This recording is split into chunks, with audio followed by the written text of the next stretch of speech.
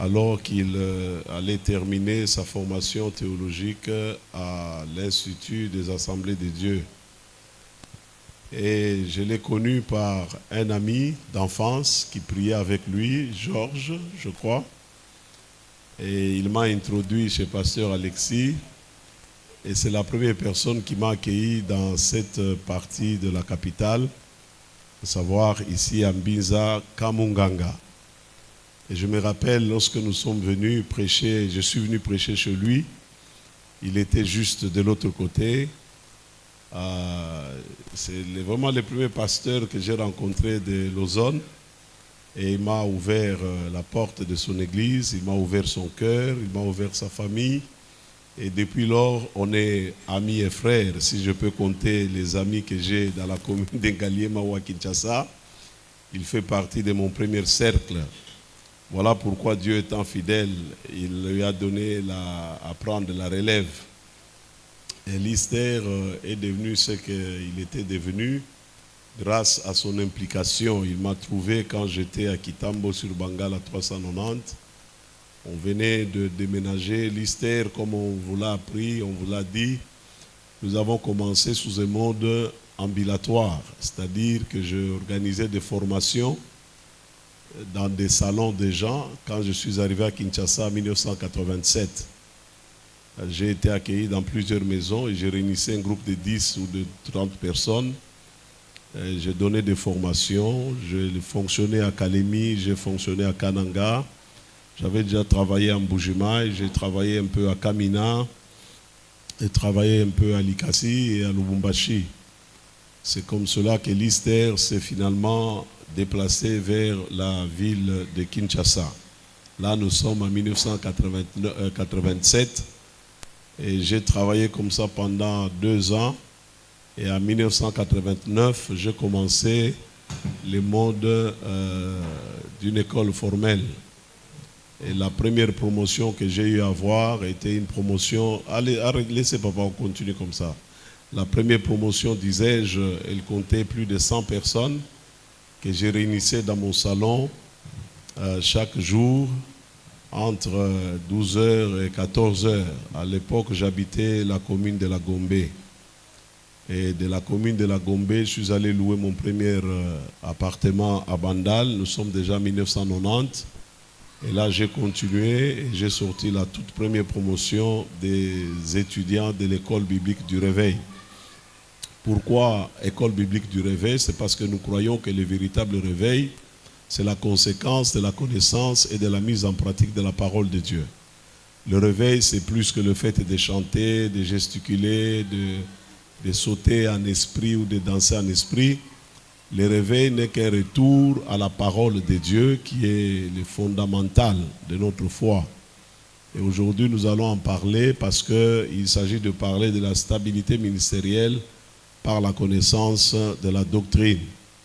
Ainsi donc, nous nous appelons École biblique du réveil parce que nous croyons que le véritable réveil ne peut venir dans une église ou dans une vie que dans la mesure où la parole de Dieu est correctement prêchée, elle est correctement enseignée, d'où l'expression orthotomeo qui veut dire prêcher dans les règles de l'art, prêcher dans la véracité, dans la droiture, sans ajouter, sans retrancher quoi que ce soit à ce que la parole de Dieu déclare. Deuxièmement, nous nous appelons École biblique du réveil parce que nous croyons que la finalité de la formation à l'École biblique du réveil ou à l'Institut supérieur théologique du réveil, c'est la transformation de nos étudiants.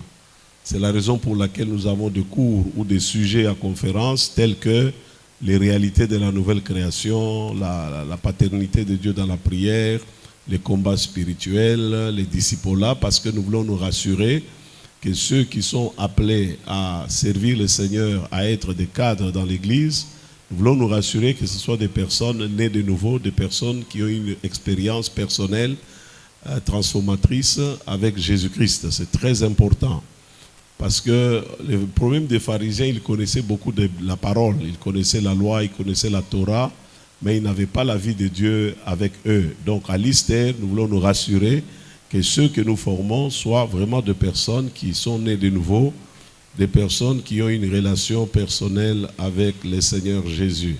Et troisièmement, nous croyons qu'à travers la formation que nous donnons à l'Institut supérieur théologique du Réveil, nous voulons capaciter, nous voulons prier, nous voulons aider les étudiants à marcher dans la démonstration de l'onction du Saint-Esprit. Parce que nous croyons qu'il ne suffit pas seulement de connaître la parole, mais il faut l'expérimenter. Et une fois on en fait l'expérience, on démontre ça. Paul disait à ses contemporains, « Je n'ai pas voulu vous convaincre par des discours persuasifs de la sagesse, mais j'ai voulu que votre foi soit fondée, établie sur la démonstration de la puissance du Saint-Esprit. » Et donc, nous voulons dire que l'ISTER, c'est une institution pentecôtiste, si vous voulez, charismatique, si vous le voulez, du renouveau, si vous voulez, fondamentaliste, protestante, parce que nous croyons dans les 66 livres de la Bible, c'est-à-dire de Genèse au livre d'Apocalypse. Nous n'y ajoutons pas des livres apocryphes ni d'hétérocanoniques. Nous ne les faisons pas à l'ISTER. Ce qui fait que lorsque quelqu'un vient pour étudier à l'ISTER, il doit, n'est-ce pas, signer un acte d'engagement ou reconnaître la doctrine sur laquelle nous sommes basés. Parce que c'est très important. Il y a des gens qui disent la doctrine, on s'en fout. Doctrine, ce n'est pas nécessaire. Mais je vais vous démontrer aujourd'hui que la doctrine, c'est le fondement même de la vie chrétienne stable, même du ministère stable. Si vous avez une mauvaise doctrine, vous finirez dans l'enfer. Si vous avez une bonne doctrine, vous allez voir que la bonne doctrine va influencer même votre comportement, votre attitude, va réglementer votre façon de vivre. Paul a dit, toute écriture est inspirée de Dieu, inspirée pour être utile, utile pour enseigner, enseigner pour corriger. Pourquoi? Afin que l'homme de Dieu soit propre à toute bonne œuvre. C'est très important la doctrine.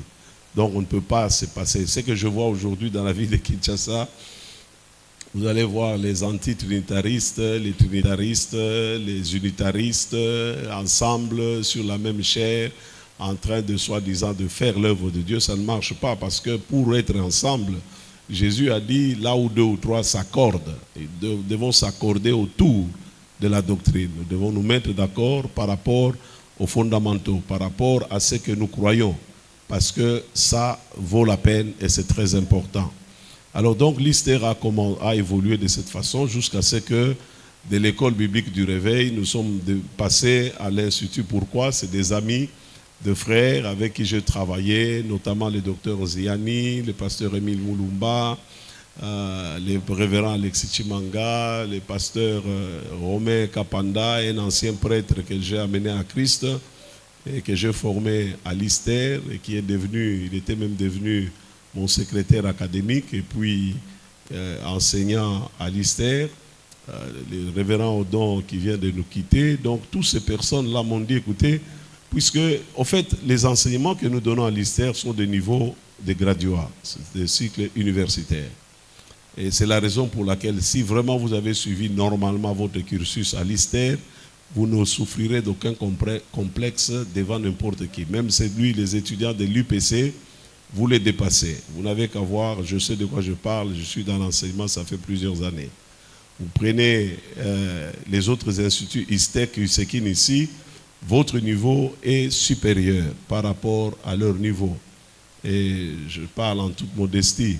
C'est tout simplement que la plupart d'entre nous, étudiants à l'ISTER, nous ne réalisons pas que nous avons une manne, nous avons une bénédiction.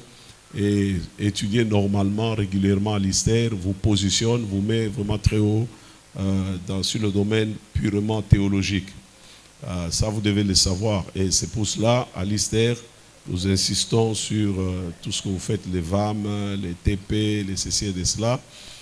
L'objectif, ce n'est pas d'emmerder les gens. L'objectif, c'est de former des gens, une élite, spirituellement à la hauteur, intellectuellement à la hauteur. Je ne sais pas si vous connaissez un certain pasteur Gabriel Oleko. Vous voyez ici vers Arrêt Pharmacie, quand vous allez vers Mimosa. Il y a une école, quand vous êtes juste sur Arrêt Pharmacie, il y a une école juste en face, école Élévation. Ça appartient à un ancien étudiant de l'ISTER. Et il y a même le pasteur Blanchard, un aussi, qui était son collègue quand ils étaient à l'ISTER, qui travaille dans cette école. Aujourd'hui, il est pasteur d'une église européenne. Je veux dire, où il y a des membres qui sont de frères et sœurs en Christ, mais de Français, de pure souche. Et chaque fois qu'on se rencontre, l'IPDA dit merci parce que vous m'avez vraiment aidé, vous m'avez préparé. Je dis toujours aux étudiants, vous ne savez pas votre avenir, Dieu vous amènera très loin. Alain Moloto s'est retrouvé dans une célébration avec le président du Congo-Brazzaville, Denis Sassou Nguesso, et il s'est retrouvé là et la formation lui a été très bénéfique. Il y a l'ancien ministre de l'économie, Bofas Adjema, vous connaissez, il est passé par l'ISTER, je l'ai formé et il a servi le Seigneur droitement jusqu'à sa mort. Ils sont nombreux. Vous avez le pasteur Kopengala qui est là-bas, vous avez le pasteur Viminde qui est là, vous avez... Est-ce qu'ils peuvent se mettre debout? Ce sont mes anciens. Même si aujourd'hui ils font des miracles, ils sont passés par mes entrailles ministérielles. Vous avez l'autre qui sourit là, le pasteur Doli Makete. Ce sont des anciens de l'ISTER que j'ai formés, je suis très fier. Vous voyez, mon ambition, mes objectifs à moi, quand je formais les gens, ce n'était pas que je puisse, moi, continuer à être l'acteur principal. Ça n'a jamais été ma motivation. C'est la raison pour laquelle un deuxième passage sur lequel se fonde l'ISTER, c'est 2 Timothée, chapitre 2, qui connaît le texte, le verset 1er. Toi donc, ce que tu as entendu de moi, en présence de plusieurs témoins, confie-le à des hommes et à des femmes fidèles, qui eux aussi, ils enseigneront les autres. Donc l'ISTER, comme l'a dit le recteur tout à l'heure, quand j'ai commencé, j'ai donné 52 cours moi-même. Parce que j'étais l'unique professeur, j'avais la vision dans le cœur. Mais Dieu m'avait dit, ce que tu as entendu, tu dois les confier à des personnes fidèles. Voilà aujourd'hui la preuve, le pasteur Alexis Chimanga, c'est lui le patron de l'ISTER. Dans le Bas-Congo, on avait le pasteur Fernand, pour Matadi, et pour Mwanda, on avait le pasteur Betty Mwanda. Donc on travaille comme cela. Et aujourd'hui, j'ai carrément pris mes distances vis-à-vis de l'ISTER, parce que j'ai formé. Et les former, c'est ça mon ambition. Je leur dis, j'aimerais voir aussi les produits de votre ministère. Amen. Les pasteurs Timothée Lufulabo, il est quelque part là-bas. C'est les produits de mon ministère.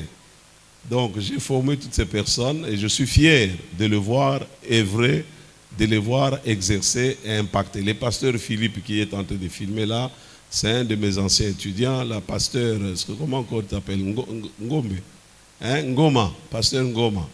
Elle me fuit toujours, elle a coupé les liens avec l'ISTER. Hein? Il ne faut pas couper les liens avec l'ISTER. Je reste votre père, je reste votre formateur. Même si vous devenez des grands, moi ça serait ma fierté. Les pasteurs John Kongolo qui vient d'entrer là, sont des gens que nous avons formés, impactés. Donc c'est pour vous dire que l'ISTER est Pengui Sakabatute. Comme les gens disent, ils pensent que quand vous allez faire étudier chez Dr Kalo, Bokopengo, mais s'ils étaient à Kopengo, ils seraient déjà Pengui, mais vous les voyez là-bas. Est-ce que j'ai les anciens de l'ISTER ici? Ils peuvent se mettre debout et m'applaudir. Est-ce qu'il y a les anciens de l'ISTER qui se mettent debout et les nouveaux de l'ISTER qui se mettent debout pour m'applaudir? Applaudissez-moi. Hey. Oh, applaudissez-moi, non? L'apôtre Paul disait des Corinthiens, voilà, il y a une autre là, Épita, qui se cache là-bas. Applaudis-moi, ma fille. Il faut m'applaudir. Alléluia. Vous savez, l'apôtre Paul a dit, tout le monde peut vous parler, mais pas vous, les Corinthiens, parce que vous êtes la preuve de mon apostolat. Tout le monde peut parler. Vous savez, aujourd'hui, je vois certains de mes anciens étudiants qui veulent faire les trop grands. Ils impressionnent les gens avec des séminaires sur Doxa, séminaires sur Yadda, séminaires des petits mots grecs, hébreux qu'ils ont appris à l'ISTER comme ça. J'ai ri, j'ai dit, mais imitez-moi, je ne suis pas dans ce genre d'impressionnisme. Je prêche un évangile simple qui sauve les gens, qui transforme les vies des gens. Et enfin, l'ISTER a fonctionné, on a formé, vraiment Dieu merci, on a formé. Il y a les Kadiebwe qui est au Texas, aux États-Unis. Il y a prophétesse Maggie Ebengo qui est à Dallas. Ce sont deux personnes que nous avons impactées. Il y a Luzolo qui est là-bas, n'est-ce pas, Luzolo? Ce sont des gens que nous avons formés. Et l'ISTER, ce n'est pas une église. Donc n'ayez pas peur de venir étudier à l'ISTER. C'est un cadre, c'est une institution au service de l'Église. Nous préparons, nous formons. Bon, il y a des gens qui disent toujours c'est nécessaire d'étudier. Je leur dis oui. Oh, est-ce que la parole de Dieu, on l'étudie? Oui, mais c'est pourquoi vous organisez des séminaires bibliques dans vos églises, non? Sinon, les chrétiens que vous prêchez, ils devraient rester seulement chez eux. Si étudier n'était pas important, vous voyez, l'orgueil peut nous aveugler et parfois nous donner des raisonnements bizarres. La parole de Dieu, il faut l'étudier. Mon père spirituel, Albert Lukusa, avait l'habitude de dire il faut joindre l'utile à l'agréable. La théologie ne donne pas les ministères. Les ministères viennent de Dieu. Dieu vous appelle et la théologie vous donne un équipement qui vous permettra de défendre valablement votre foi. Paul dit, Pierre plutôt dit, vous devez être prêt à défendre l'objet de votre croyance. Vous devez défendre. La foi, c'est une démonstration, et la doctrine, il faut la connaître afin de pouvoir mieux la défendre. Les problèmes que nous avons aujourd'hui, vous devez savoir qu'il y a le libéralisme, il y a les New Age, il y a des enseignements ésotériques qui sont tentés de se chevaucher comme ça dans le milieu chrétien, et parfois quand on est ignorant, ou par manque de connaissances, on se retrouve emballé dans des choses. J'entends beaucoup de pasteurs trinitaristes qui croient dans la Trinité prêcher le branhamisme. Vous posez la question, mais ce n'est pas possible. Mais bon, vous allez voir même dans la manière de prier. Vous savez, je me pose souvent la question, mais pourquoi nos prières aujourd'hui, la Bible déclare quand ils ont fini de prier, les lieux où ils ont prié, là, s'est mis à trembler. Ce n'est pas en esprit, c'est physiquement, on a vu un secouement. Alléluia. Le problème, c'est qu'ils étaient en one accord, ils étaient d'un commun accord sur le plan de la doctrine, sur le plan de la croyance, sur le plan, parce que la foi vient de ce que l'on entend, et ce que l'on entend détermine la qualité de votre foi. Et si vous êtes un anti-trinitariste, avec un unitariste, avec un trinitariste, vous priez ensemble, vous n'êtes pas en accord. Entendez seulement comment nous prions parfois dans le milieu chrétien. Alors je commence un peu avec des petites histoires que vous avez entendues pendant que je vous formais. On n'invoque pas le Saint-Esprit, n'est-ce pas? Mais vous êtes dans une assemblée où vous dites prions. Il y en a qui invoquent le Saint-Esprit, il y en a qui adorent Jésus, il y en a qui chantent pour le Saint-Esprit, il y en a qui acclament le Saint-Esprit. Vous entendez dans des églises, on dit acclamons la présence du Saint-Esprit, n'est-ce pas? Bon, dans un milieu comme ça, vous êtes en accord avec quoi? Parce que vous êtes en désaccord. Sur le plan de la doctrine, vous ne conjuguez pas les mêmes verbes, vous ne parlez pas les mêmes langages. Alléluia. Donc c'est très important que nous connaissions que la base de l'unité chrétienne, c'est la doctrine. Si nous ne croyons pas tous la même chose, nous ne pouvons pas être en harmonie. On commence notre enseignement. Et voilà, Pasteur Alexis est là. C'est lui qui gère maintenant l'ISTER. Et depuis son leadership, ils sont en train d'évoluer. C'est vrai, il a les projets de réouvrir Mwanda parce qu'on est on demand. On nous cherche. Étudiants de l'ISTER, soyez ambitieux. Vous avez été formés. Laissez-vous bien former pour que vous deveniez aussi des formateurs. Tous ceux qui vous enseignent, Kikisumuna, Guama, mais ce sont les produits de mon ministère. Donc, soyez aussi ambitieux pour que vous puissiez, n'est-ce pas, continuer avec les bâtons de l'ISTER. C'est une vision, c'est une passion et c'est un commandement de Dieu. Il faut que nous puissions former les serviteurs et les servantes de Dieu. C'est très important. Nous devons le faire ensemble. Moi, je suis trop fier. Je n'ai plus besoin d'aller donner cours à gauche, à droite. Parce qu'il y a déjà une armée qui est disposée, qui a été bien formée. Et la preuve, tous ceux que je connais, ils viennent prêcher dans mon église sans aucun problème. Je n'ai pas de complexe parce que je sais que ce que je leur ai enseigné, ils ont assimilé ça et ils pratiqueront cela. Matthieu chapitre 7, verset 24. Je lis dans la version parole vivante.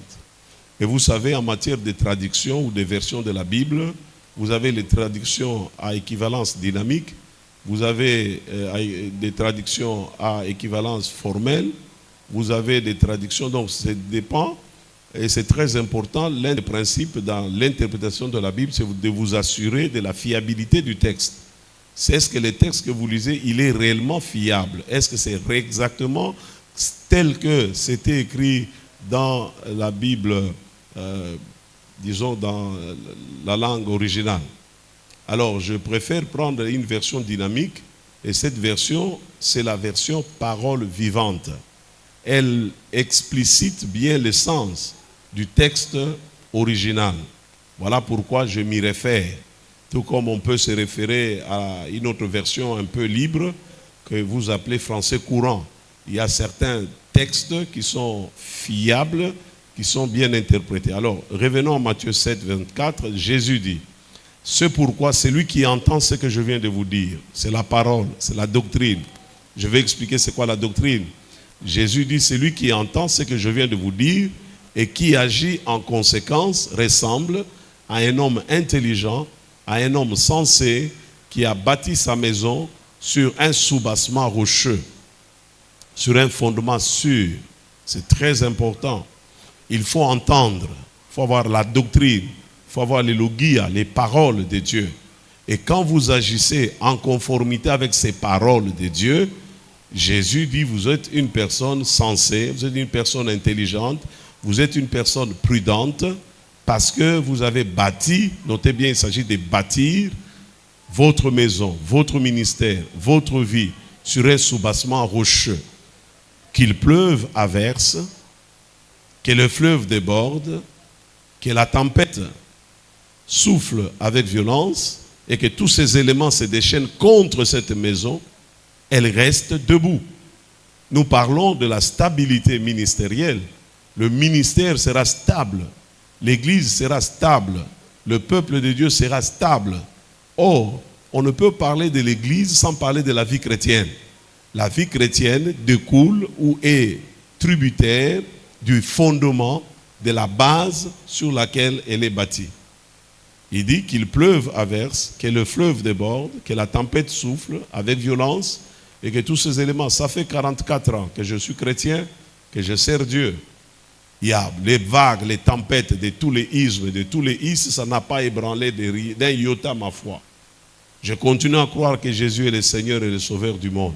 Je continue à croire que la guérison divine est possible. Je continue à croire que Jésus guérit les malades. Je continue à croire que Jésus délivre des démons. Je continue à croire qu'il est le même hier, aujourd'hui, éternellement. Je continue à croire que Dieu le Père est le Créateur, il est l'essence de toutes choses. Je continue à croire que le Saint-Esprit opère encore aujourd'hui dans l'Église. Ça fait 44 ans. Peu importe les mouvements de New Age, peu importe le kabbalisme, peu importe l'ésotérisme, peu importe les mauvaises doctrines qui pullulent, parce que nous n'arrêterons pas l'avancée ni la poussée de ces fausses doctrines. Si quelqu'un vous dit que ça va terminer parce qu'on va prier, on va chasser les mauvais esprits des fausses doctrines, vous êtes en train de perdre votre temps. Parce que ça fait partie des signes des temps de la fin. Jésus a dit, à la fin des temps, il y aura des faux prophètes. Donc, les faux prophètes, les mauvais enseignements, est un signe pour nous que nous sommes à la fin du temps. Bon, on ne peut pas annuler cela. C'est comme les gens qui se réunissent pour dire, Seigneur, nous arrêtons l'esprit de guerre. Il n'y a pas d'esprit de guerre. La guerre fait partie de l'accomplissement de la parole de Christ. Peuple contre peuple, nation contre nation, race contre race. Ça arrivera parce que ça fait partie des signes des temps de la fin. Alors comment prier? C'est que Dieu nous garde, que Dieu nous préserve au milieu de toutes ces tempêtes. Vous voyez, c'est la raison pour laquelle le fondement ou le soubassement rocheux est indispensable. Et ici, la Bible dit, cette maison reste debout, inébranlable. Pourquoi? Car ses fondations reposent sur le roc.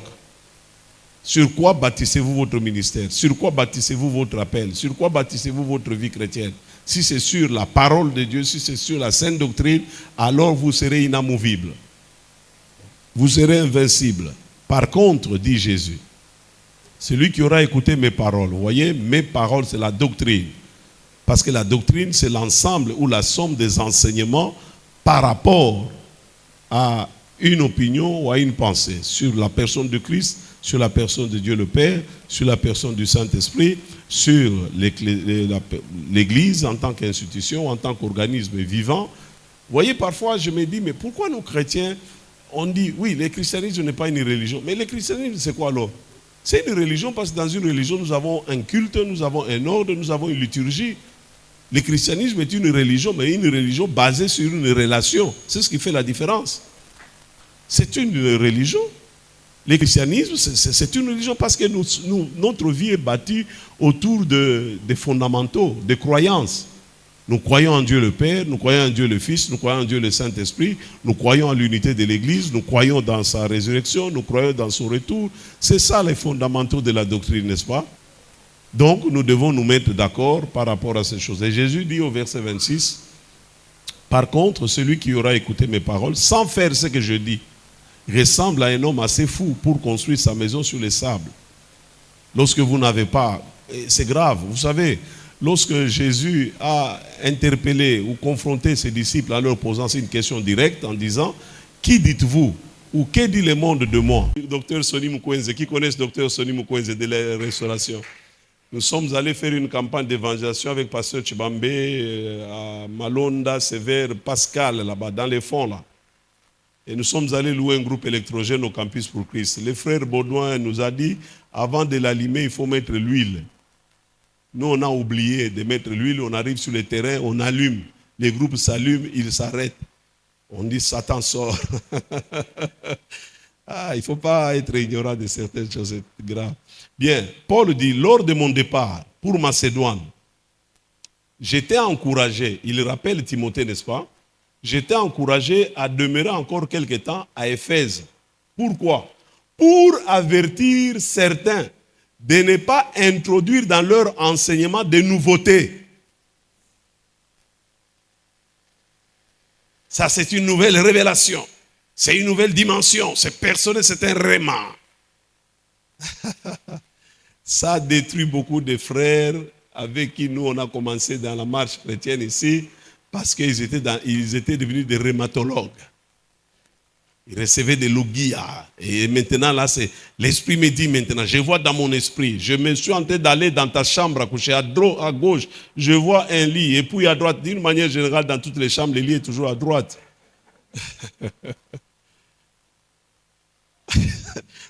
Avec Pasteur Alexis, nous sommes dans mon bureau. À l'époque, on était chez Meriengo, là, sur route Matadi. On est assis, solo, quelqu'un entre. L'esprit me dit, l'esprit me dit, vous êtes des serviteurs. Je regarde Alexis, ok, au moins Dieu reconnaît que nous sommes serviteurs. Et puis, il dit, le Saint-Esprit dit, il va vous bénir. Maintenant, vous devez prier. À minuit, vous lisez les psaumes 30. 3 heures du matin, vous liez. Puis à 4 heures, vous liez. Je dis, papa, qu'est-ce qu'on a fait à Dieu pour qu'il nous punisse comme ça? C'est le moment où il faut dormir. Toi, Dieu vient nous dire pour qu'il nous bénisse. Après, je vous ai prophétisé, vous ne bougez pas. Je dis, papa, tu veux qu'on fasse quoi? Oh non, il faut donner l'offrande. Je dis, allez, sors de mon bureau. Il dit, avertis certains de ne pas introduire dans leurs enseignements des nouveautés qui deviennent de la vraie doctrine et sont étrangères à la foi. C'est comme ça qu'on a les kabbales juives. On a les histoires des talites, on s'ébat, on a des parfums d'huile, on a des bouteilles d'eau, on a des pommes qu'on vend, on a des oranges miracles, on a des trucs comme ça.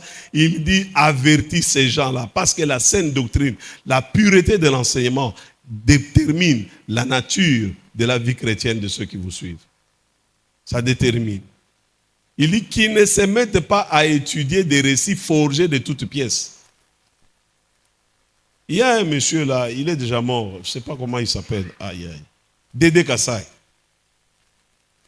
Quelqu'un m'appelle, docteur, il faut que tu l'écoutes. C'est tellement, il a des dimensions. Les dimensiologues là, c'est terrible. Il a des dimensions, il a des choses, des profondeurs. Non, nous sommes dans la Bible. On n'est pas dans les choses, dans les dimensions, dans les profondeurs. Mais ce gaillard, il a emballé des gens dans cette ville. Mais il a enseigné beaucoup de fausseté. Il a fait devant son église une grande pancarte là, la photo de Mobutu, la photo de Kasavubu, la photo de, je ne sais pas qui, de Lumumba, la photo de Mao Tse-tung. On va faire des trucs, il faut travailler avec des grands esprits. On vous enseigne des choses comme ça, et puis pouf, les gens sont à terre au pengwa. J'ai acheté les livres, j'ai lu les livres, j'appelle mon ami, je dis, et puis un autre me dit, mais tu avais raison, mais ce gars-là, il est très dangereux, mais trop tard, il avait déjà sémé des histoires dans l'église. Maintenant, toi, pasteur, si toi, tu ne connais pas la doctrine, ou bien c'est qu'on télémilité, quelqu'un vient, il peut te t'emballer dans du n'importe quoi. Paul dit, ils s'occupent des mythes et ils établissent des généalogies interminables. C'est ça les histoires que vous voyez aujourd'hui. Ce sont les histoires. Ils n'enseignent pas la doctrine. On est avec pasteur Alexis. À mon bureau, un pasteur vient avec un prophète qui venait du Katanga. Il nous regarde comme ça, il commence à raconter des histoires. On dit, c'est pas possible. Parce que la Bible dit, il faut leur fermer la bouche. Ne les invitez pas. Ne leur donnez pas les micros. Et puis, je vous dis la vérité, si je vous invite à prêcher dans mon église, vous racontez des histoires, soit je vous arrache les micros littéralement, ou j'ai dit au monsieur de cabine là d'arrêter ton micro, je viens, je te dis, déplace-toi. C'est très important, papa. J'ai reçu un prophète du Canada. Pasteur, vous vous souvenez? Un jeune prophète du Canada. Je ne sais pas qui était étudiant à l'époque. J'ai insisté, j'ai battu campagne, il est venu. Il a prêché le premier jour, deuxième jour, ce jour, l'ange descend. L'ange, j'ai appelé, papa, dans mon bureau, je dis, ce que tu enseignes là, c'est faux. Il a fouillé. Alléluia. C'est très important. Vous n'allez pas exposer quel est ses parents normal qui a souffert avec son enfant. Il va prendre son enfant, il va le laisser entre les mains de son ennemi juré pour que ces derniers prennent soin pendant que lui va en vacances. C'est ce que nous faisons souvent parce qu'on veut que Batoubaya, Bobeng Saye, Alobaka, Amonaka, la Bible vous dit, donner de l'importance à des spéculations futiles, c'est créer des faux problèmes, car de telles recherches suscitent des discussions, etc., etc. Et il dit qu'il ne favorise pas l'œuvre de Dieu qui s'accomplit par la foi. La vie chrétienne s'accomplit par la foi. Elle se vit par la foi. Vous avez commencé vos histoires de comment ça va bien par la grâce. Ça ne va pas bien par la grâce. Mon juste vivra par la foi. On vit par la foi. C'est au moyen de la foi que nous sommes agréables devant Dieu. Vrai ou faux? C'est par la foi que nos prières sont exaucées. Vrai ou faux? La grâce, c'est le premier acte par lequel tu es sauvé. C'est par grâce au moyen de la foi que nous sommes sauvés. Pour que cette grâce soit efficace dans ma vie, il faut avoir la foi. Très important. Paul dit, ne vous laissez pas entraîner par toutes sortes de doctrines séductrices. Ne vous laissez pas. Il écrit aux chrétiens, il écrit aux ministres. Il y a des doctrines séductrices. Parce que dans cette génération, les gens auront la démangeaison d'entendre des choses agréables à leurs oreilles. Ils se laisseront emporter vers des coloquintes sauvages. C'est ce à quoi nous assistons aujourd'hui. Il lit Hébreux 13, 9. Quand il dit ça, il a commencé par le verset 8, il dit Jésus-Christ est le même hier, aujourd'hui, éternellement. Et puis il dit ne vous laissez donc pas entraîner. C'est-à-dire, le Jésus là qui a agi. Or, pour connaître comment Jésus a agi, nous devons connaître les 4 évangiles. Parce que là, c'est la biographie de Jésus. Ça nous montre comment Jésus a fonctionné, comment Jésus a opéré, comment Jésus a enseigné dans les 4 évangiles. Et Paul leur dit, il est le même hier, aujourd'hui et éternellement. C'est pourquoi ne vous laissez donc pas entraîner par toutes sortes de doctrines séductrices venues d'ailleurs et étrangères à notre foi chrétienne. C'est comme cela que vous allez voir beaucoup des enseignements aujourd'hui sont vraiment des copier-coller, des New Age, des copier-coller de tous les ismes que vous connaissez, des fausses doctrines. On va vous dire, vous imaginez, quelqu'un défendait l'histoire des Talit, il va prendre un texte qui est dans Nombre. Vous connaissez ce texte-là? Non, dans Lévitique. Là, on parle des Talit, non? Il n'y a qu'un verset, dans toute la Bible, un seul verset. Et c'est sur base de ça que vous allez fonder une doctrine mensongère. La doctrine ne se fonde pas sur un texte narratif. La doctrine se fonde sur une exposition de la Bible. Vous prenez une longue portion, vous décortiquez plutôt, vous faites ressortir les points doctrinaux, les fondamentaux de la vie chrétienne. Et Paul dit cependant, les gens auront, parce qu'ils prêteront l'oreille à des beaux parleurs, qui leur présenteront des doctrines inspirées par des démons. Il y a aussi des doctrines inspirées par des démons. Séduits par l'apparence pieuse de ces prédicateurs d'erreur, ils deviennent victimes des discours mensongers de ces imposteurs dont la conscience est aussi insensible que s'il avait été cautérisé. Ces gens-là proscriront. de mariage. Le Seigneur me dit, le Seigneur me raconte. Il nous montre une des doctrines des démons. C'est qu'on vous donne des interdits. Le Seigneur m'a dit, pendant 3 jours, tu dois dormir d'un seul côté, comme Esaïe, ou je ne sais pas, Ézéchiel, il avait dormi d'un seul côté. Dieu va t'élever. Dieu va faire des choses comme ça. Alléluia, alléluia. Et comme on s'attend tous à avoir une élévation qui nous amène nulle part, et on s'emballe, allez, on vient, on va sceller l'offrande, et puis il y a des histoires. Il y a même un pasteur bien-aimé, il a dit à sa congrégation, nous devons piler Satan, parce que Jésus a dit, on va cribler. Satan voulait cribler, mais nous allons le cribler. Au nom de Jésus, au nom de Jésus, les gens en train de transpirer, tout ça. J'ai vu moi-même, on ne m'a pas raconté, dans une église non loin de là où je suis. On dit aux gens, maintenant, nous allons crier tous ensemble, je sors, au nom de Jésus. Maman, téléma,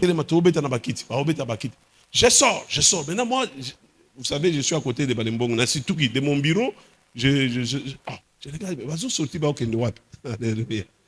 ils sont sur place en train de sortir en tapant sur les chaises. La Bible dit, veille. Ne vous laissez pas entraîner.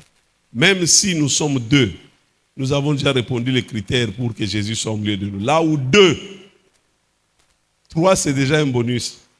Mais nous sommes 2, il est là. Nous sommes là. Donc les chrétiens de la première heure, je suis en train de chuter maintenant pour vous laisser donner. Il dit, il nous a donné certains comme docteurs, certains. Pourquoi? Parce que l'enseignement est très important. Sinon, il n'allait pas donner ce ministère de docteurs et d'apôtres ou de pasteurs ou d'évangélistes. Ces ministères sont là pour garder. Quand vous lisez Ésaïe 32, on dit, chacun des princes sera un bouclier pour le peuple. Nous devons protéger le peuple. C'est pourquoi Paul, avant de partir, il pleurait beaucoup. Il dit, voilà quel doit être le contenu de ton enseignement. Il y a un contenu. Vous devez avoir un contenu de vos enseignements pour que l'Église grandisse normal. Et il dit, si quelqu'un enseigne différemment, vous devez veiller. Vous savez, nous avons un jour, dans mon église, on avait l'habitude d'envoyer un papa avec qui on travaillait pour aller baptiser les gens.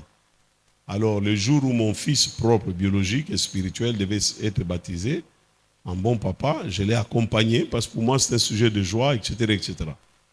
J'arrive là-bas, tôt le matin, à Sel, sur la route Matadi, il prend les premiers candidats, il dit, je te baptise au nom de Jésus. Je dis,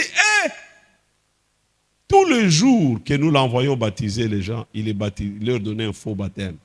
Vous allez me dire faux baptême comment? Vous voulez savoir? C'est très important parce que dans aucune de vos Bibles, c'est écrit qu'on a baptisé quelqu'un au nom de Jésus. C'est une affaire de mauvaise lecture de la Bible qui vous fait croire qu'on a baptisé au nom de Jésus. Parce que les gens disent, dans Actes des Apôtres, il y a 2 références, n'est-ce pas? Dans Actes des Apôtres, ils furent baptisés au nom de Jésus. Sur ceux, comme ceux qui étaient à Éphèse, avez-vous reçu le baptême, le Saint-Esprit, quand vous avez tout ça, on les a baptisés au nom de Jésus. Bibliquement, on les a baptisés sur ordre de Jésus, conformément à ce que Jésus avait dit. Qu'avait dit Jésus? Matthieu chapitre 28, il a dit, allez, faites de toutes les nations mes disciples. Baptisez-les comment?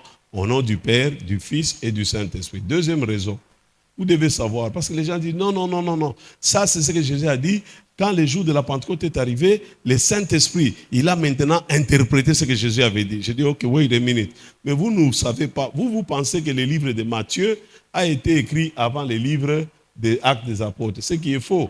Le livre de Matthieu a été écrit après le livre des Actes des Apôtres. Le problème, c'est l'ignorance qui te fait dire que, vous voyez, même ici, donc, Matthieu a commis à Liboso, et puis Marc a Landi, et puis Luc a commis, et puis Jean, et après, Acte de Balandani, vous comprenez. Moi, na Liboso, c'est Matthieu.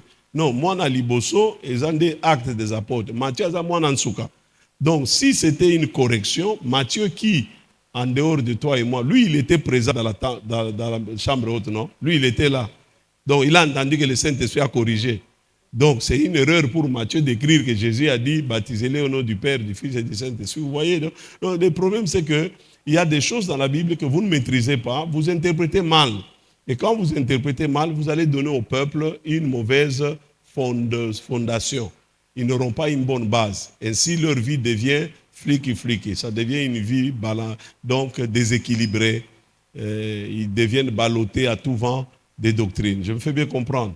Et Paul dit dans 1 Timothée chapitre 2, le verset 3, il dit, si quelqu'un enseigne différemment. Donc, pourquoi j'ai donné l'exemple de ces papas de mon église? C'est qu'en tant que pasteur, j'ai la responsabilité de savoir qu'est-ce qu'on enseigne à la jeunesse, qu'est-ce qu'on enseigne chez les mamans, qu'est-ce qu'on enseigne à l'écodim. Pasteur, vous avez fait confiance, vous avez délégué l'autorité, mais vous devez surveiller sur l'enseignement, on veille. On doit veiller sur l'enseignement. C'est très important. Très important. Alors parce qu'il y a des gens, pendant que toi tu es à la prêche là-bas, lui à l'écodim la bimi yanke. Azote makamba tanga na ba livre. Atanga na ba séminaire akendeke. Lelo télévision, eza na maboko na biso na ba téléphone.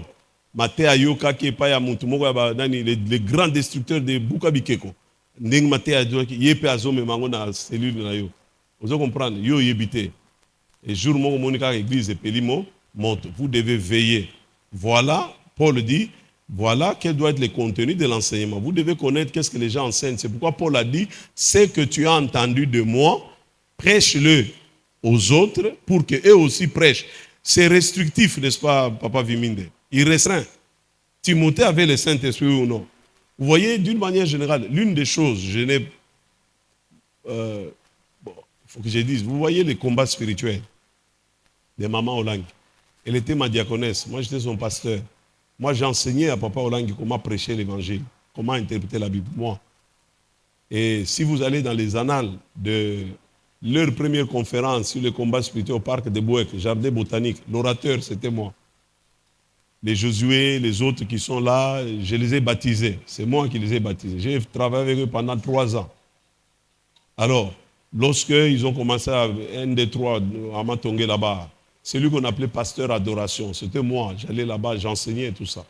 Mais à un moment donné, nous nous sommes séparés en 1993.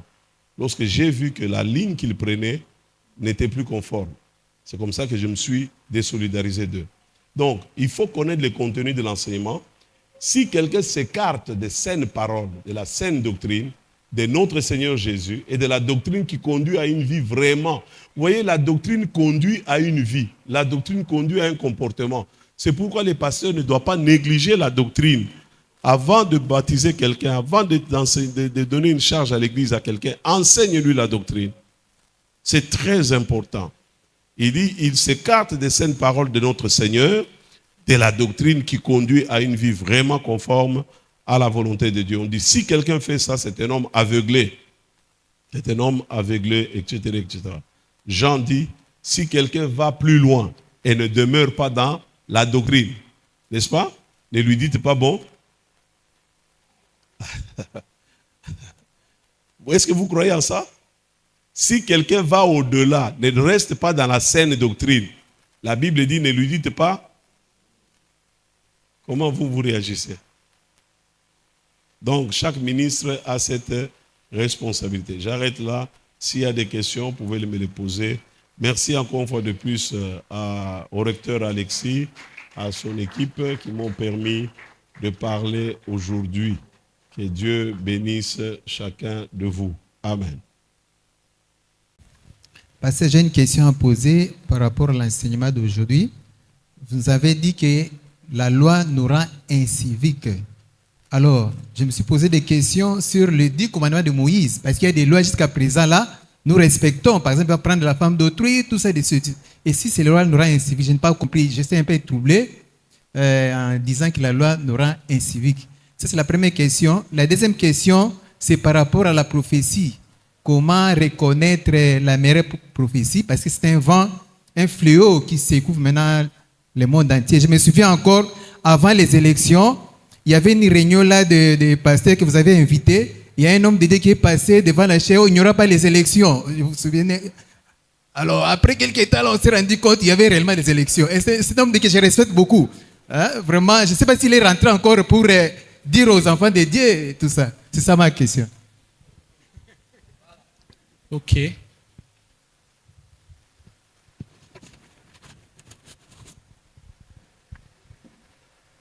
Pasteur, j'ai une question. Je suis venu un peu en retard, désolé. Mais j'ai une préoccupation qui me dérange depuis longtemps. en vous attendant parler à la fin, j'aimerais un peu plus connaître sur les ministères prophétiques. La jeune génération aujourd'hui, nous constatons beaucoup de dérives par rapport au ministère prophétique. Je pense que cela vient du fait que nous ne connaissons pas au fait c'est quoi le ministère prophétique. Deux fois, la seule chose que nous connaissons, où nous savons par rapport au ministère, c'est celui de prophétiser. Et si aujourd'hui, on me prophétise par exemple que j'ai les ministères prophétiques, tout ce que je sais, c'est prophétiser peut-être. Alors, si on peut arranger ça et essayer de calmer un peu cette tempête de dérivation doctrinale, je pense que vous, docteurs, vous devez nous enseigner, nous, la jeune génération, faites comprendre les ministères prophétiques, c'est quoi. Alors, si vous pouvez, en petit détail, essayer de nous expliquer le ministère prophétique pour que nous puissions comprendre et essayer de faire bien les choses. Merci. Si vous permettez, je réponds, sinon je vais faire. La première chose, estimé ministre de Dieu, je n'ai pas dit que la loi nous rend inciviques. J'ai dit que la loi a été écrite pour les inciviques. On a pas goïgoï. Goïgoï ndeko kutia bipekiselo.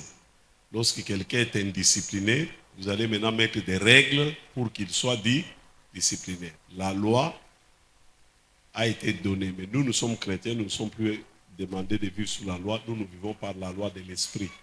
Et la Bible dit, si vous marchez selon l'esprit, vous n'accomplirez pas les désirs de la chair. Vous voyez la différence? Mais la loi, elle est là pour les inciviques, c'est-à-dire, pour un bateau, tu ne tueras pas parce que l'homme est capable de tuer. Tu ne voleras pas parce que l'homme est capable de voler. Mais s'il n'y a pas de voleurs, cette loi n'a pas de raison d'être. C'est clair. Nous sommes devenus de nouvelles personnes en Christ. En principe, on ne devrait pas mettre de loi parce que nous avons une autre loi qui est la loi de l'esprit. N'est-ce pas? Et quand nous marchons selon l'esprit, nous n'accomplirons pas les œuvres interdites.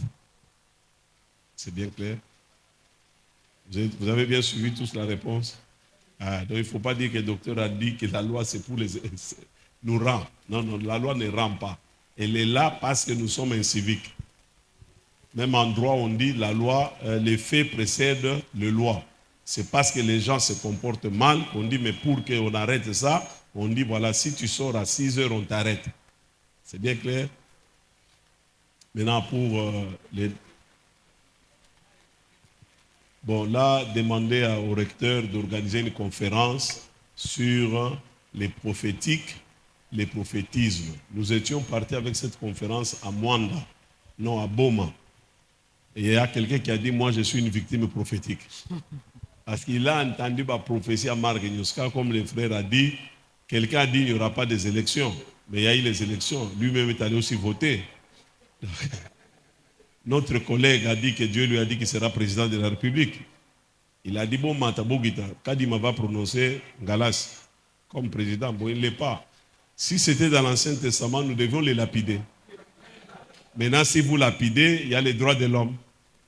Donc, on les laisse seulement qu'il arrange avec Dieu. Je pense qu'il y a une autre question, papa. Merci, papa, pour l'exposé. J'avais deux petites préoccupations par rapport à vos dires. La première, c'est par rapport à l'aspect dont vous avez soulevé sur le baptême au nom de Jésus. Évidemment, c'est pour la première fois que j'entends quelqu'un dire, ça veut tout simplement dire c'est sous ordre de Christ. Nous avons grandi dans les enseignements de base qu'on a suivis dans nos affermissements, dans nos églises. On montrait aux gens qu'il y a deux types de baptêmes. Certains baptisent au nom de Jésus, d'autres les font au nom du Père, du Fils et du Saint-Esprit. Ce sont des choses qu'on a enseignées dans les affermissements. Et qu'est-ce que vous prodiguez comme conseil? C'est vrai, c'est peut-être une mauvaise compréhension par rapport à l'interprétation des écrits. Que faudrait-il faire? Il faut laver l'esprit des gens sur ça. Et ceux qui baptisent au nom de Jésus, est-ce qu'on commettent-ils un péché en baptisant comme ça? Ça, c'était ma première préoccupation. Merci, mon frère. Je vais vous aider. Vous savez, Dieu résiste aux orgueilleux, il fait grâce aux humbles. C'est pourquoi vous voyez que Paul a dû rebaptiser les gens qui, dans la Bible, n'est-ce pas, hein? Ceux qui ne connaissaient que le baptême de Jean-Baptiste. D'accord? Il faut seulement de l'humilité. Vous connaissez Dr Sonny Mukwenze, de l'église Les Visionnaires de la Restauration. Il était baptisé en tant qu'enfant dans la communauté baptiste. Lorsqu'il s'est converti, devenu grand, il a dit tout simplement, le baptême là n'est pas le vrai, c'est moi qui l'ai baptisé avec sa femme. Je l'ai baptisé dans la piscine à la borne. Jésus avait-il besoin d'être baptisé? Non. Mais il a dit à Jean-Baptiste, faisons ce qui est juste. Il faut faire seulement ce qui est juste, ce qui est conforme.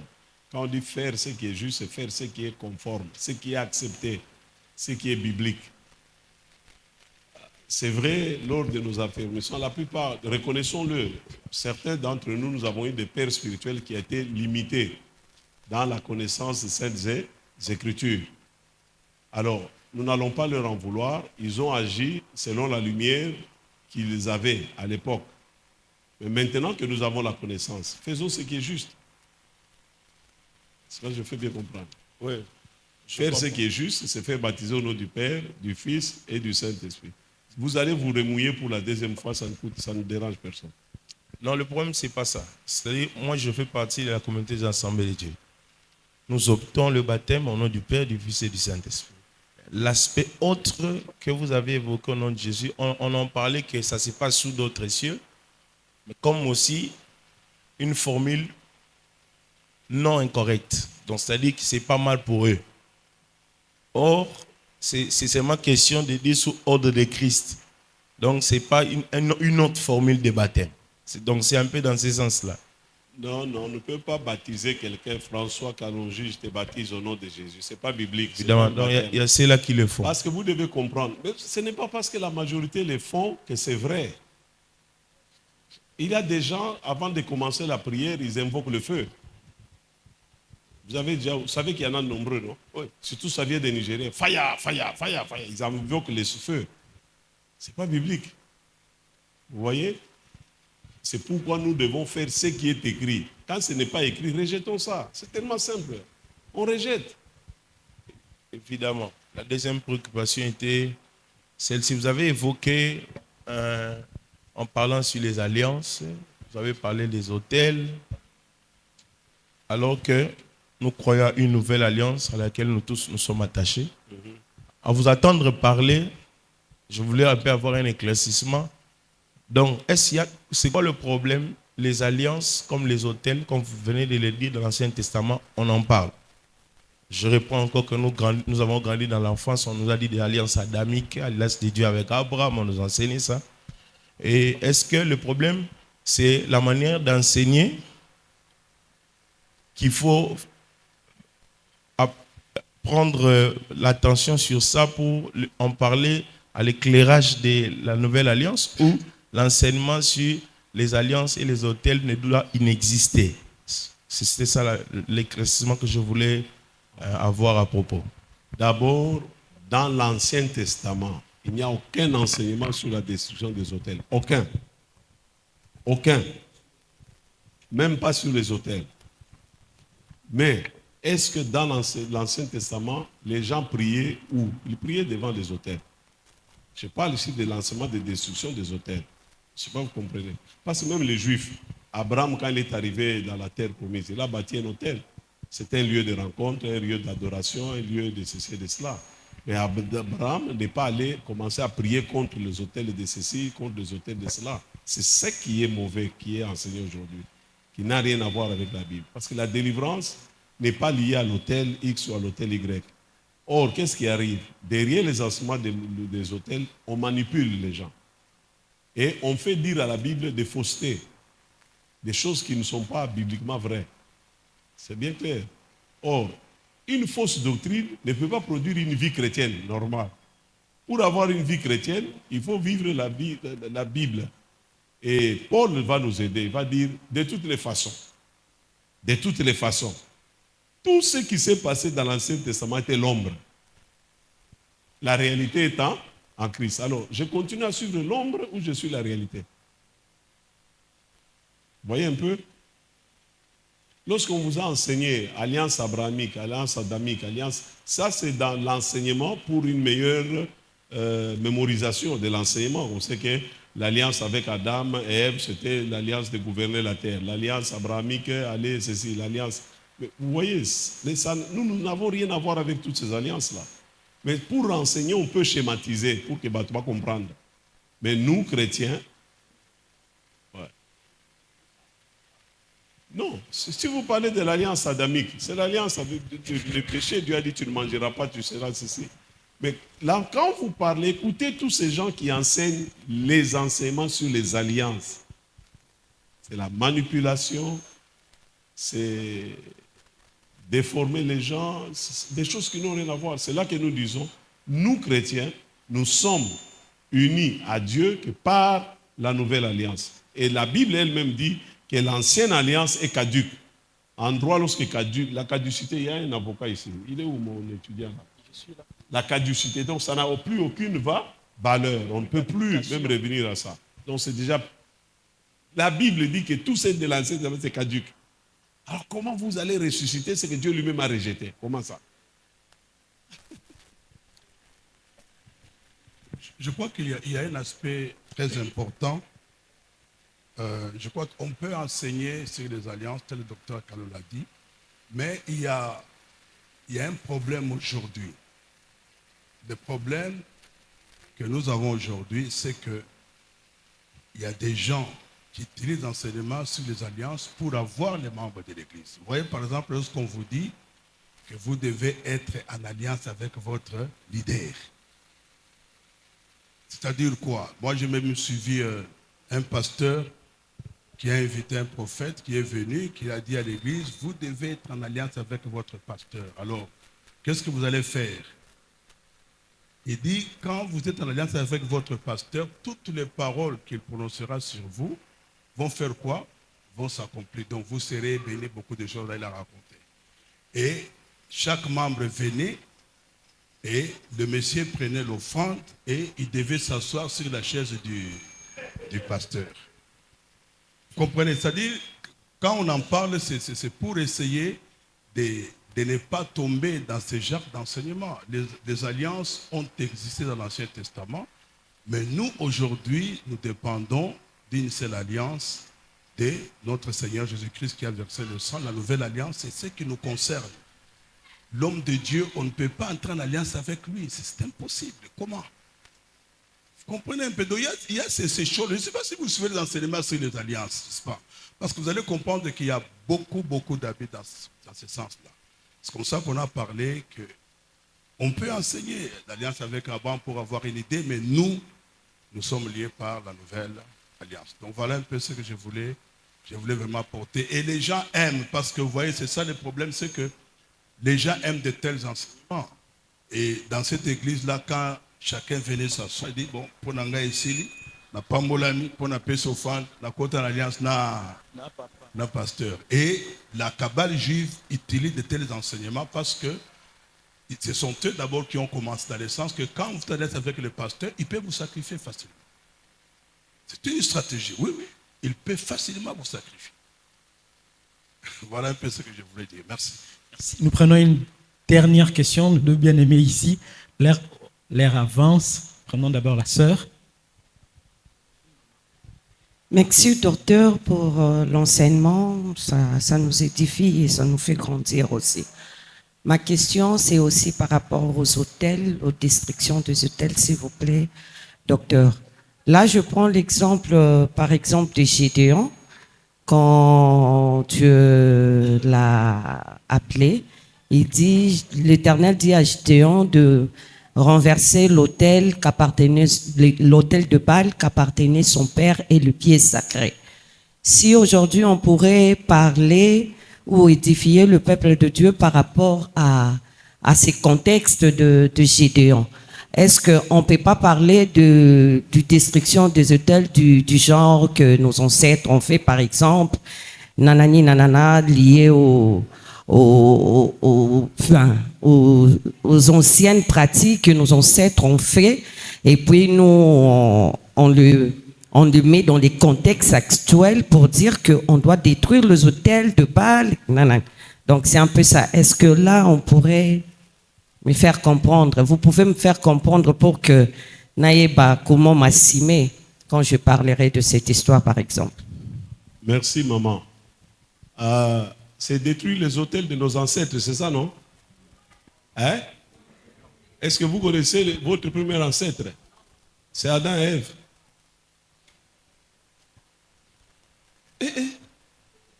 Notre premier ancêtre s'appelle comment? C'est pourquoi Jésus est devenu comme les égons. Il est venu mettre fin à l'héritage du premier Adam. Ce que Jésus a fait, c'est au-delà. Il a dit déjà la cognée est à la racine. Jésus a qu'un amour ça à Adam a délivré yo. Jésus. Il a renversé toutes les lois établies sur ta vie. Quand il a dit à la croix tétélestai, tout est accompli. Ou vous croyez en cela ou vous ne croyez pas.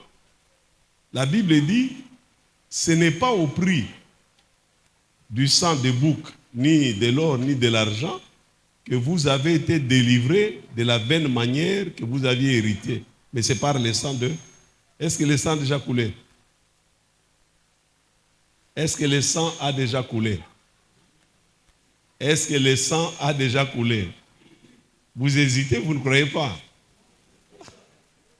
Donc, est-ce que l'œuvre de Jésus est parfaite? Pour bénéficier de cette œuvre, qu'est-ce qu'il faut? Il faut croire. Le moment où tu crois en Jésus-Christ, tu deviens une nouvelle créée.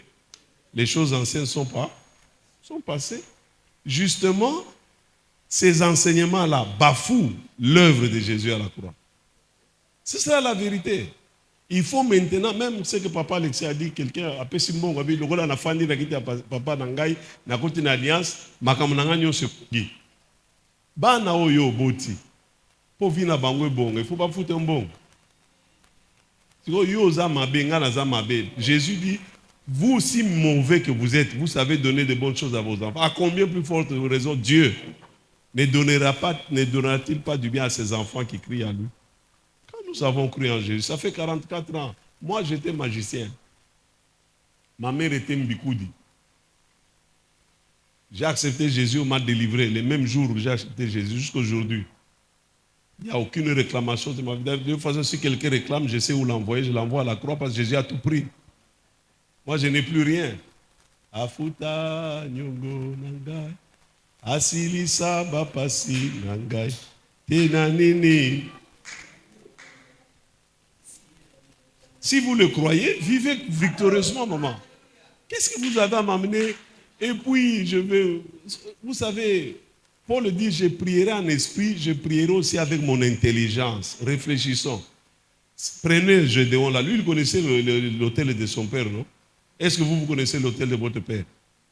Vous commencez à spéculer. Est-ce que vous commencez à spéculer parce que... Ah non, papa. Crois, ma soeur. La vie chrétienne est belle. Crois. Jésus a tout accompli. Papa, nous prenons les dernières questions. Merci. Moi, c'est le frère Daniel. Je vais revenir sur ce que vous avez dit au début, papa. Vous avez dit que nous, les jeunes, surtout dans des ministères, dans des églises, ils aiment trop donner des impressions en mettant des mots hébreux. Par exemple, des kabones, de gloire, des ainsi, c'est là. J'ai entendu un pasteur, il prêchait sur kabone. Il disait kabone, kabone. Bon, c'est notre avenir. Il déclarait, recevez l'onction d'habillement, recevez l'onction de mariage, recevez l'onction de parler en langue, recevez l'onction de français. Il parlait toutes ces choses-là. Maintenant, quelle différence faites-vous, papa, entre l'onction et capacité avec le don? Parce que ce pasteur-là, il était vraiment embrouillé. Je ne sais pas, il enseignait quoi au juste? Recevez l'onction de marché, l'onction de voyage, l'onction de commerce, l'onction de bien parler, l'onction, je ne sais pas. Il disait quoi? Maintenant, il était lui-même embrouillé. Quelle différence faites-vous, papa, entre l'onction, capacité ou talent, bien compétence et don? Parce que tant de personnes, ils sont emballés dans des confusions pareilles. Que Dieu nous aide. Je pense que c'est vrai, comme tu as dit, il y a des gens qui sont égarés et eux-mêmes, et ils ne peuvent qu'égarer ceux qui les suivent. C'est ce que la Bible dit. L'onction par entendement biblique, c'est une capacitation surnaturelle.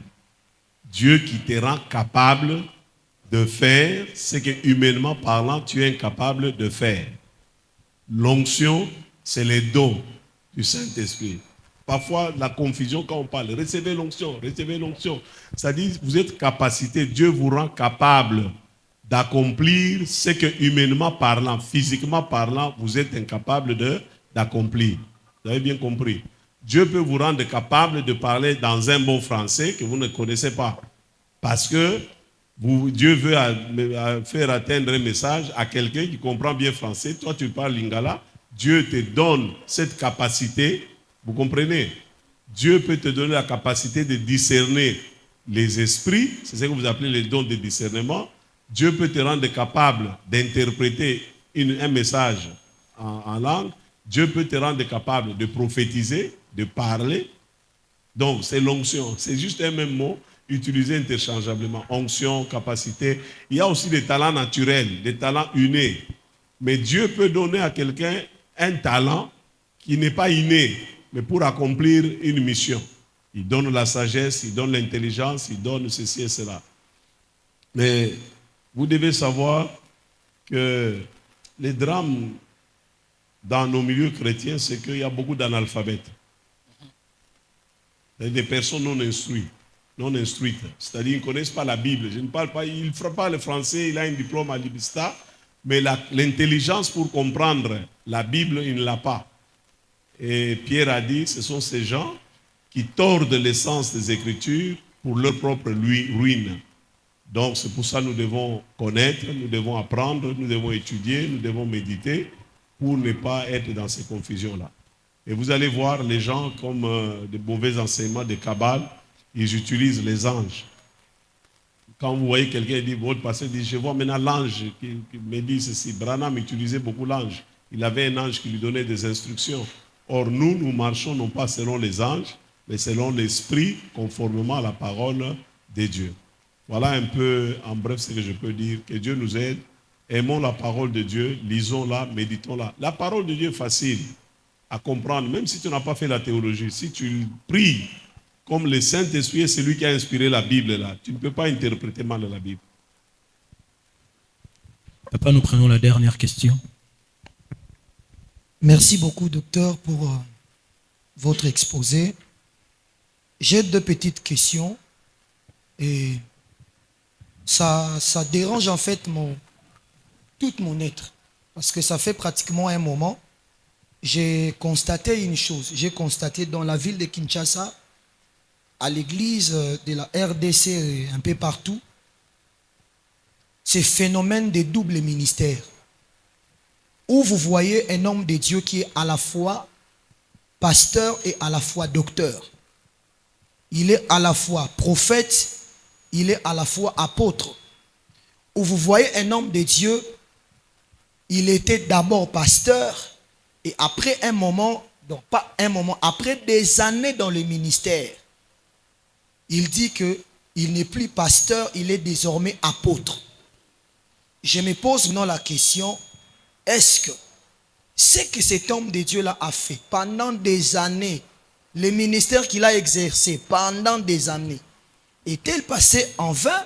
Devons-nous considérer l'actuel ministère ou devons tout mettre de côté? Ma deuxième préoccupation, c'est au niveau où un frère qui prie dans une église où son père spirituel utilise les talits, il invoque les faits, il fait des pratiques bizarres à l'église, mais lui, il apprend que toutes ces choses, c'est diabolique. Il écoute la sainte doctrine.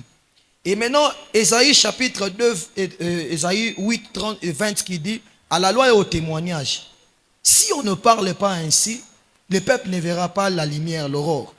Maintenant, s'il ose parler, le pasteur dira qu'il amène les faits étrangers.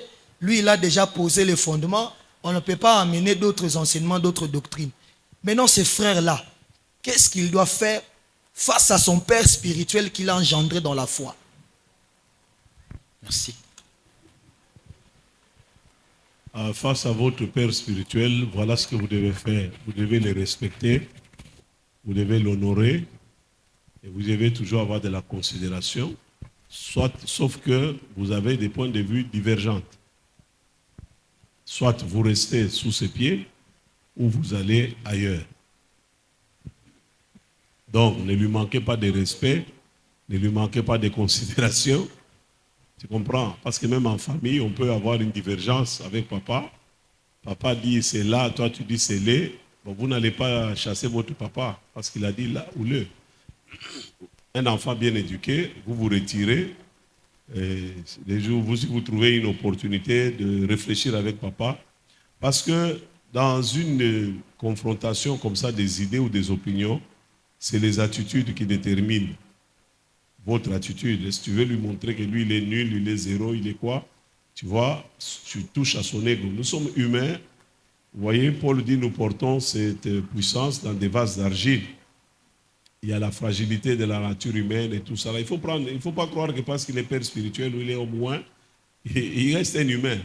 Il reste un fils d'Adam et Ève. Alors, donc, il faut beaucoup de respect et de considération.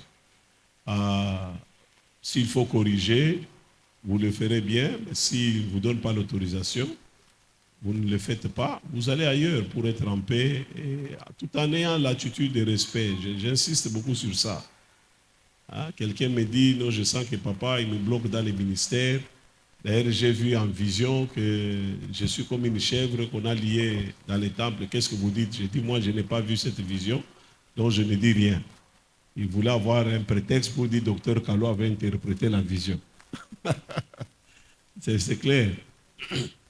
Bon, l'autre partie, c'est juste un rappel.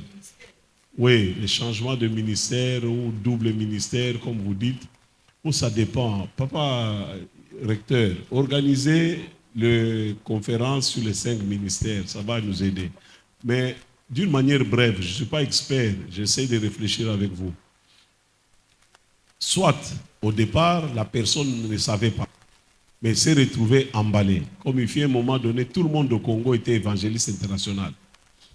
Alors tout le monde, c'était facile, je suis évangéliste, évangile. Donc il a fonctionné comme ça, comme évangéliste, alors qu'il ne l'a jamais été. Et au fur et à mesure qu'il évolue, Dieu le rencontre, Dieu lui révèle exactement à quoi il a appelé. Et quand Dieu te révèle à quoi il a appelé, bon, il est apôtre. Et ce n'est pas qu'il est devenu apôtre, il était apôtre, mais il vient de découvrir, il est rentré juste dans son apostolat. C'est comme ça que moi je comprends cela d'expérience. Voilà, donc lors de ces conférences sur le ministère, maintenant, un ministère par un, chaque ministère bien compris, bien élaboré, bien expliqué à la lumière de la Bible, vous allez comprendre. On ne peut pas être comme ça. Dieu n'est pas un Dieu de tâtonnement. Dieu est précis. Mais nous pouvons tâtonner. Il a voulu que tous les hommes habitant sur la surface de la terre, que nous puissions les chercher bien qu'en tâtonnant, sachant qu'il n'est pas loin de chacun de nous. Nous, on peut tâtonner. Je suis arrivé quelque part, quelqu'un m'a dit, Yosa apôtre, Yosa apôtre. Je dis, non, Naza apôtre était depuis que Dieu m'a appelé, il m'a appelé enseignant. Mais à un moment donné, vous allez voir, vers les années 80, j'ai signé évangéliste. Parce que dans mon église, c'est ce qu'on a accepté. Tu comprends?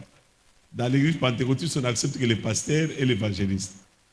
Donc, à dire docteur, apôtre, ce n'était pas accepté. Mais aujourd'hui, il y a maintenant cette évolution. Dans les assemblées de Dieu ici, il n'y a que les pasteurs.